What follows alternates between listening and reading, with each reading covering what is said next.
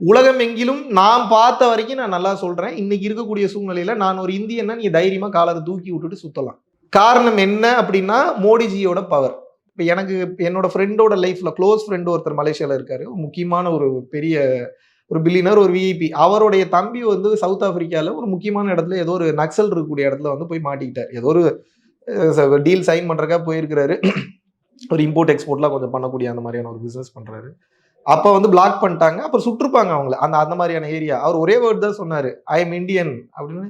மோடிஜி அடுத்த வார்த்தை அவன் கேட்டது. மோடிஜி அப்படின்னு இருக்கான். அடுத்த வார்த்தை இந்தியன் சொன்னேன். Modiji okay okay you can கோன்ட்டான். நீங்க நினைச்சு பாருங்க. மோடின்ற ஒரு வார்த்தையை நான் சொல்லாமே இந்தியன் சொல்லும் போது அவன் மோடின்னு அடையாளம் கண்டுபிடிச்சு அவனை சுடாம அனுப்புறானா இது என்னால ப்ரூவ் பண்ண முடியும். இப்ப நான் ஃபோன் பண்ணனா ஸ்பீக்கர்ல என்னால ப்ரூவ் பண்ண முடியும்.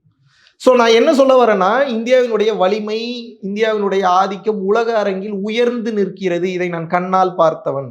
இன்னைக்கு இந்தியாவில் இருக்கக்கூடிய பாஸ்போர்ட்டுக்கு வந்து பாத்தீங்கன்னா அவ்வளோ வேல்யூ ஒவ்வொரு நாட்டில் அவ்வளோ விசா ஃப்ரீ பண்றாங்க அவ்வளோ தூரம் பண்றாங்கன்னா நிச்சயமாக ஆதிக்கம் அந்த வளமை நமக்கு வந்து இன்று இந்தியாவினுடைய வலிமை வந்து உலகெங்கிலும் வந்து தெரிந்திருக்கிறது என்றுதான் வந்து நாம் வந்து கூற வேண்டும்.